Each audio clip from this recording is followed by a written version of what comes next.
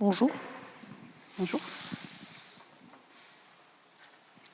Alors bonjour à tous, donc on est ravis de vous présenter aujourd'hui ce programme Morphobio, donc forme urbaine et morphologie végétale en ville pour la biodiversité, le cas de la ville de Toulouse. Donc c'est une recherche qui s'intéresse aux formes urbaines au prisme du vivant dans 5 quartiers toulousains résidentiels. C'est une recherche qui est menée à l'école d'architecture de Toulouse, dans laquelle je suis moi-même paysagiste et maître de conférence, avec une équipe scientifique qui rassemble aussi l'École nationale supérieure de paysage de Versailles-Marseille, donc avec Audrey Marco ici qui est écologue, mais aussi donc l'agence d'urbanisme de Toulouse et le Muséum de Toulouse. On a aussi dans l'équipe des partenaires institutionnels comme la métropole, l'Office français de la biodiversité et aussi la SEM, OPIDEA et des groupes d'habitants. Donc notre recherche s'est intéressée particulièrement à la forme urbaine résidentielle et pour aborder cette forme particulière, on est parti d'un postulat qui était de se dire qu'on ne pouvait pas interroger la forme urbaine bâtie de manière déconnectée de la forme végétale puisqu'elles existent de fait ou elles sont copensées dans les pratiques de conception urbaine et notamment dans des tissus à vocation d'habitat. Donc ce postulat en fait nous a amené à s'intéresser aux relations qui s'opèrent entre le bâti et la végétation et donc à finalement faire émerger un nouveau registre de formes qu'on a appelé la forme bâtie végétale. Et donc explorer ce nouveau registre à travers le prisme de la biodiversité nous a amené à questionner des tissus d'habitat résidentiel qui existaient par le biais de la diversité des formes végétales, mais aussi ornithologiques qui coexistent avec ces formes bâties. Et cela nous a amené à finalement questionner la relation entre le bâti, la végétation et la vie-faune. Donc finalement, à penser une forme urbaine résidentielle complexe intégrant le vivant. Et donc cette démarche de recherche, elle se veut multidisciplinaire, mais aussi transcalaire en étudiant cette forme à travers l'échelle du bâtiment jusqu'à la continuité territoriale, en passant bien sûr par l'échelle du quartier qui était ciblée par la programmation de recherche, et une échelle temporelle qui nous permettait d'accéder à la genèse et à l'histoire des tissus résidentiels ciblés. Et pour ce faire, on a voulu avoir une dynamique de recherche collective en privilégiant le dialogue et aussi un regard renouvelé sur la forme, ce qui nous a amené à mobiliser des outils de représentation qui nous permettaient finalement d'élaborer une vision intégrative de ces formes urbaines résidentielles.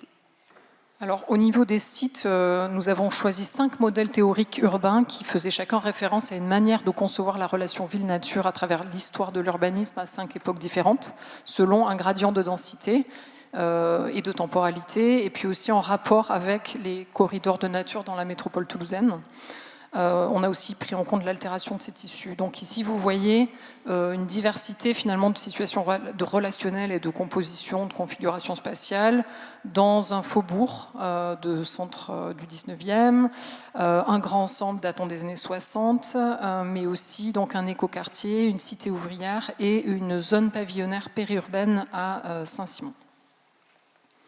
Alors, voilà, comme le disait Audrey, finalement, les questionnements sont de comprendre en fait dans quelle mesure les formes bâties végétales résidentielles créent des habitats potentiels pour la vie-faune, puisque vous allez voir, nous travaillons sur le modèle oiseau, et quels outils partager pour explorer ces situations relationnelles. Donc les hypothèses ici, c'est qu'il existe des situations relationnelles, formes bâties végétales, qui vont témoigner de compositions spécifiques dans chacun de ces modèles étudiés et qui seront propices à une biodiversité, notamment à la vie-faune. Et puis on a des sous-hypothèses sur les échelles pertinentes entre culture du projet et domaine du vivant et des modes de représentation, vous allez voir, avec une exploration des facteurs générateurs de biodiversité.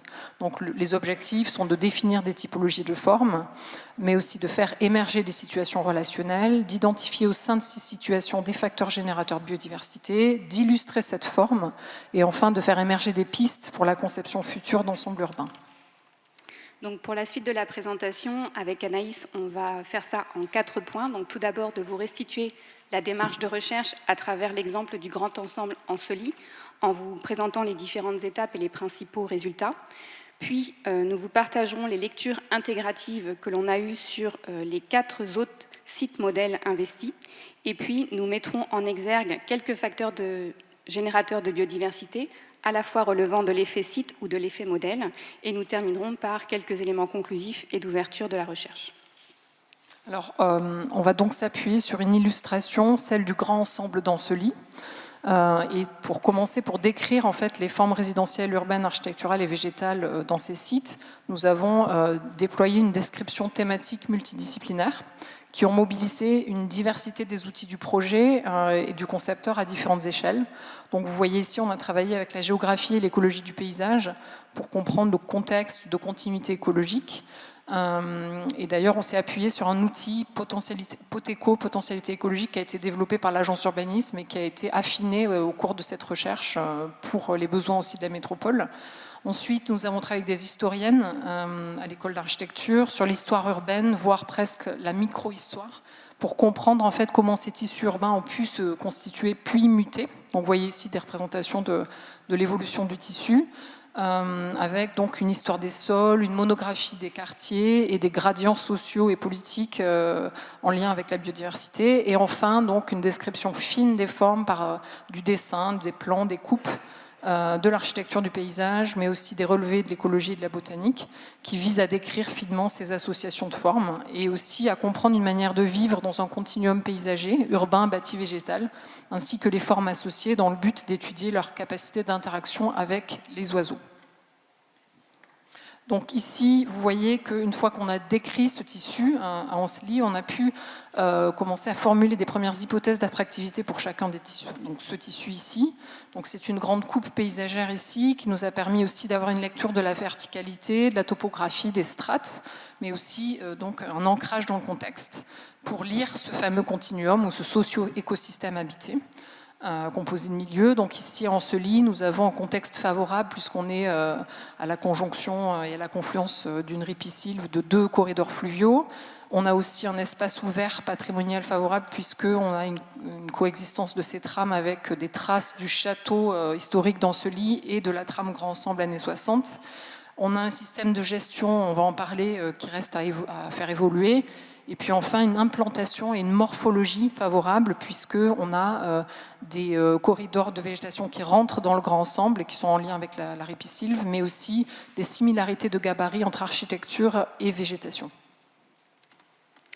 En parallèle de cette approche descriptive, multithématique, le Bureau d'études Naturalia Environnement, qui était partenaire de notre recherche, a mené un inventaire de la diversité ornithologique sur nos 5 sites et a effectué également des relevés de comportement avifaune afin d'évaluer la capacité d'accueil de ces tissus.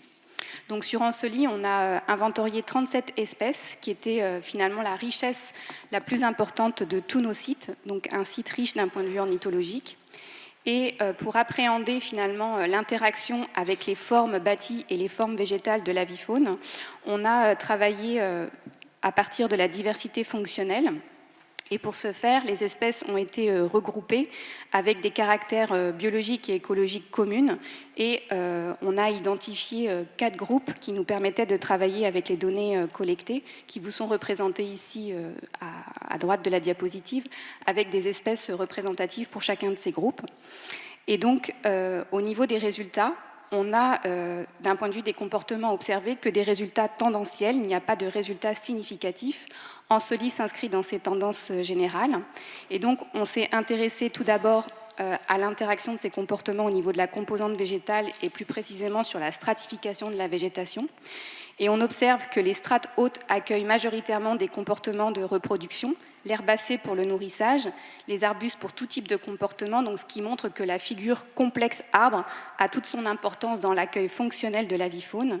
Et au niveau du bâti, on va voir que l'enveloppe du bâtiment et de ses abords est également utilisée, mais dans une moindre mesure, notamment les toits pour se poser et les façades qui peuvent offrir des sites de nidification, voire de nourrissage si on a des pratiques habitantes nourricières. À l'issue du descriptif transcalaire et thématique que vous a présenté Anaïs, on a eu une analyse relationnelle de l'ensemble de ces éléments pour faire émerger finalement ces typologies bâties végétales sur le site d'Ancelis et sur les autres sites. Et donc là, vous pouvez voir que sur Ancelis, on a fait émerger 5 typologies. Donc les immeubles face à la ripisylve, le parc boisé public entouré d'immeubles, les parvis végétaux en entrée d'immeubles, mais aussi les situations de stationnement résidentiel planté face aux immeubles et enfin les massifs végétaux qui étaient associés à ces pieds d'immeubles. Et pour chacune de ces typologies, en fait, on a appliqué une grille de lecture des facteurs qui favorisaient la présence de l'avifaune afin d'évaluer leur potentialité, donc sur la qualité de la végétation, la qualité de l'architecture, mais aussi les aménagements extérieurs et les pratiques humaines à l'œuvre, ce qui nous a permis finalement de faire des hypothèses qui vous sont représentées par les petits plus et les petits moins à côté de ces typologies, et donc finalement de mettre en place une unité de lecture pour chacun de ces sites. Et donc, la dernière étape, c'est qu'il a fallu voir comment les oiseaux utilisaient ces différentes typologies bâties végétales. Et donc, c'est une analyse statistique qui a été conduite par Naturalia Environnement. Et donc, sur l'ensemble de nos 5 sites, on a fait émerger 18 typologies spatiales et 5 d'entre elles ont montré un effet significatif sur 3 groupes fonctionnels, et notamment à Ancelis. Donc là, vous avez un petit schéma qui vous synthétise ces résultats. Donc vous pouvez voir que le groupe 1 va exploiter en fait 4 types de formes bâties végétales, comme le groupe 3, mais de manière inversée. Donc le groupe 1, particulièrement les parcs boisés entourés d'immeubles, tandis que le groupe 3 va préférentiellement être attiré par les typologies à dominante bâtie. Donc ce qu'on voit en fait sur Ancelis, c'est que ce sont principalement les typologies à dominante ou en équilibre avec le végétal qui sont les plus fréquentées par les oiseaux sur ce site. Donc en conclusion sur cet exemple de Ancelis, on a montré finalement une amplification de l'effet modèle par l'effet site. C'est-à-dire que les caractéristiques de la forme grand ensemble, couplées aux caractéristiques du site, sont une opportunité pour la biodiversité. En effet, les formes végétales, avec leur couvert mature, leur grande connectivité à la ripisylve, une biodiversité héritée du parc préexistant et leur équilibre de gabarit entre bâti et végétal, favorisent les résultats. Il est donc légitime aussi, nous avons trouvé au cours de cette étude, de repenser la question de la gestion de ces grands ensembles, puisque à l'heure actuelle, on a une gestion très impactante avec un espace ouvert qui est très très régulièrement fauché. Voilà, donc penser, envisager un passage à la gestion alternative. Une autre piste de travail serait d'envisager le changement de statut de ces grands ensembles dans un contexte qui s'urbanise pour reconnaître leur rôle au cœur de la trame de biodiversité de la métropole. Donc une idée finalement de patrimonialisation de ces grands ensembles au titre du patrimoine de nature, des grands ensembles biodiversifiés. Et enfin, une possibilité d'une mission éventuellement paysage biodiversité dans la perspective de requalifier ces quartiers. Alors maintenant, nous allons passer rapidement sur les 4 tissus urbains pour vous donner les résultats principaux. Donc ici, on est sur le parc pavillonnaire. L'étude du site en fait, de Saint-Simon nous a montré un certain nombre de qualités et d'opportunités qui sont offertes par le modèle pavillonnaire, notamment ici dans sa rencontre avec un tissu rural et pour son rôle de maintien, voire d'attractivité de la biodiversité en ville. Donc le site ici de Saint-Simon présente une forme de bocage pavillonnaire semi-rural ou encore ce qu'on a pu appeler un tissu pavillonnaire hybride hétérogène. Ici, on est vraiment sur l'intérêt de la mosaïque des milieux, la diversité des strates d'accueil comme opportunité pour la vie faune, mais aussi une perméabilité, une continuité des sols herbacés et des formes du vivant préexistantes qui jouent un rôle clé, notamment les arbres de haute tige, le réseau de haies bocagères et les espaces cœur de lanière. Donc ici, l'enjeu contemporain de ce tissu, c'est que c'est une typologie plastique qui mute par lotissement, par redécoupage parcellaire, par densification vers, par exemple, des petits collectifs, et qui entraîne une anthropisation défavorable, notamment ici à la vie faune. Voilà, donc ce sont des quartiers qui se trouvaient en frange hier, qui se retrouvent aujourd'hui à proximité des centres secondaires de métropole, et il s'agirait de trouver une densification juste pour que ces tissus accueillent des habitants, mais aussi le vivant, tout en continuant à participer à un équilibre métropolitain de réservoirs de biodiversité. Voilà, donc on a pensé à des solutions de densité raisonnée, mais aussi de perméabilité, de clôture végétale, de sol perméable, etc. Ensuite, un autre tissu que nous avons étudié, c'est le tissu écoquartier, où là, on est sur un tissu qui est très anthropisé, qui a assez peu conservé un patrimoine vivant d'origine, notamment avec l'opportunité que cela aurait pu constituer, par exemple, à travers des sols anciens, des haies champêtres anciennes, des arbres matures. Donc c'est un quartier qui a été construit à partir de 2010. Et on observe plusieurs discontinuités dans ce modèle-là. D'abord, une discontinuité temporelle, puisqu'on a, comme je viens de le dire, un faible continuum avec l'histoire du lieu, le passé agricole. donc qui est défavorable évidemment à la vie faune, mais cependant quelques reliques de trames végétales héritées qui sont pour leur part propices. On a une discontinuité spatiale puisqu'on a une fragmentation claire par l'eau, une pensée en ZAC, avec une diversité de typologies de formes conçues à travers un rapport bâti-végétal variable, mais parfois intéressant pour la diversité d'accueil de la vie faune. Et puis enfin, une discontinuité d'usage aussi, puisqu'on a des régimes de gestion par l'eau, et sans gestion alternative pour le coup ici, et aussi des successions d'espaces publics-privés qui entraînent des taux d'usage différents, mais une diversité biologique riche.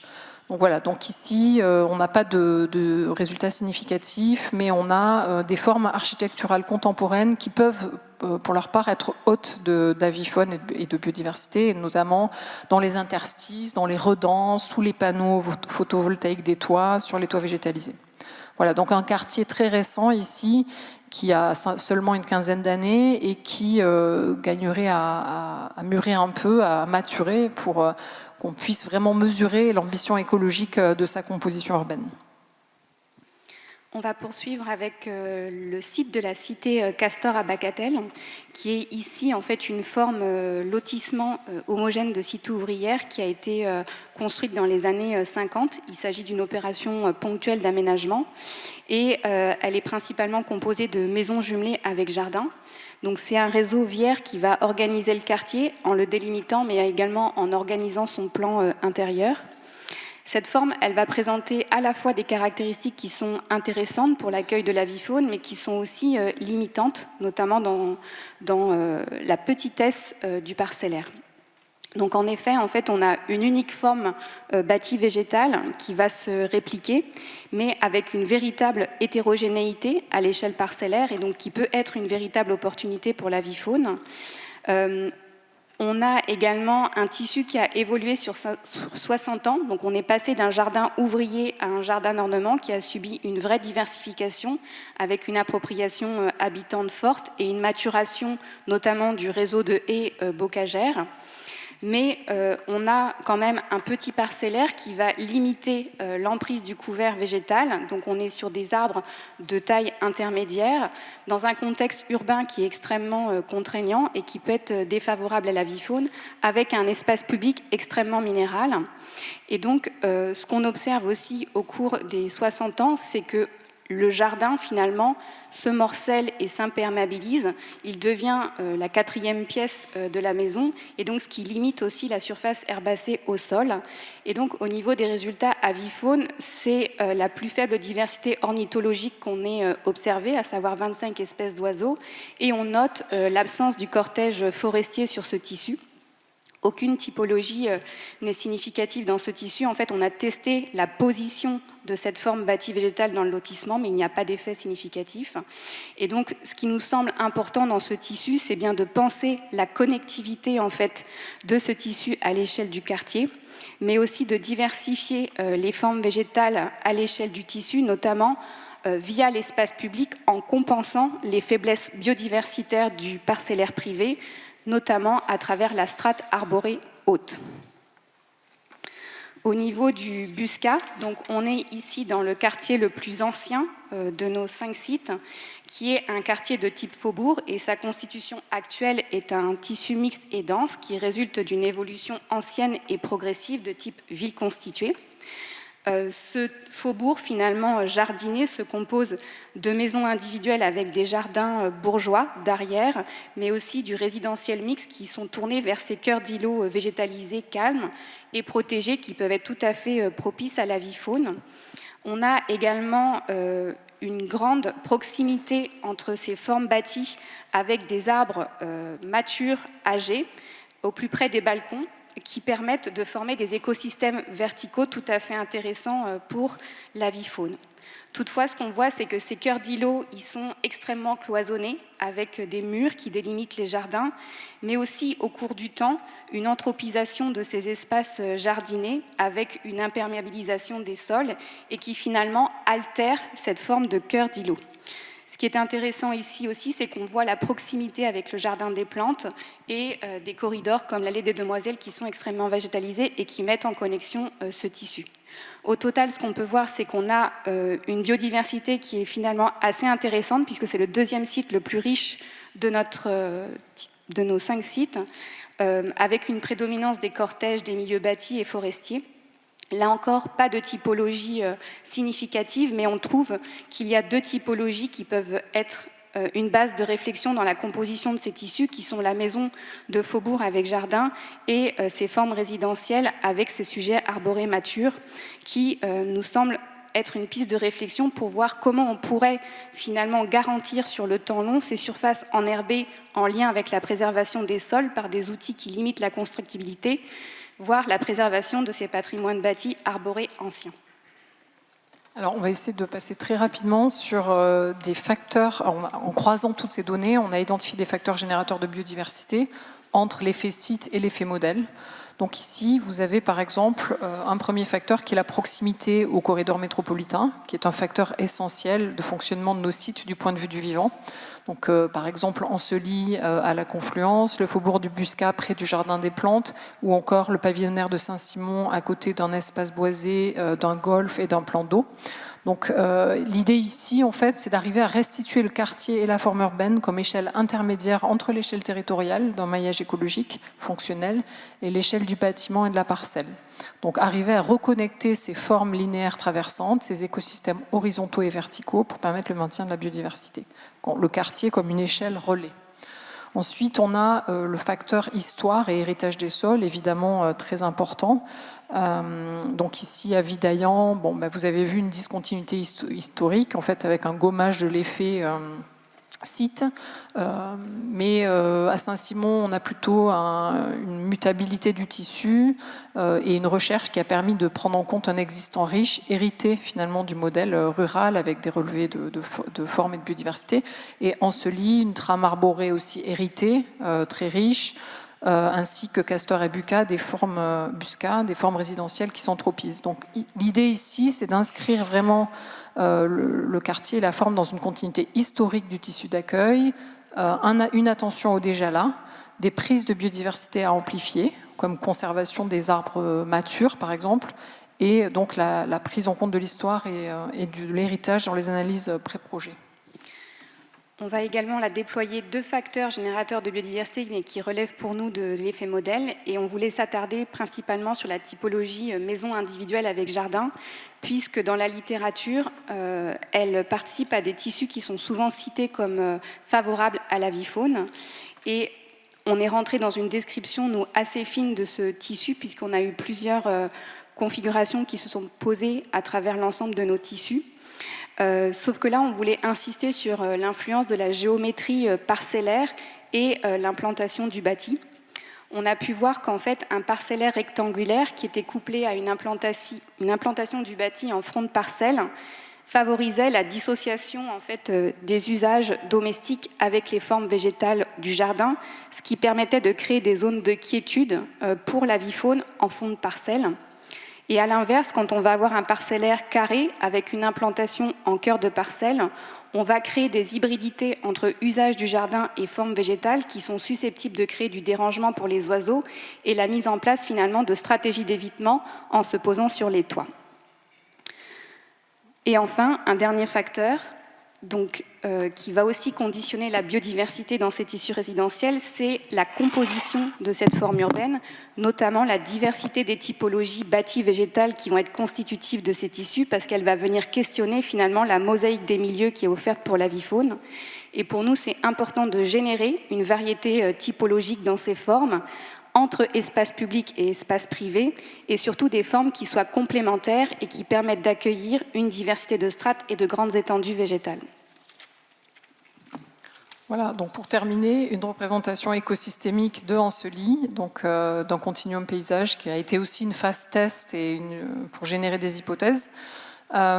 Aussi, ce qu'on voulait revenir un petit peu sur la recherche et l'aspect pluridisciplinaire, collectif, etc., comme aussi un élément de résultat de cette démarche.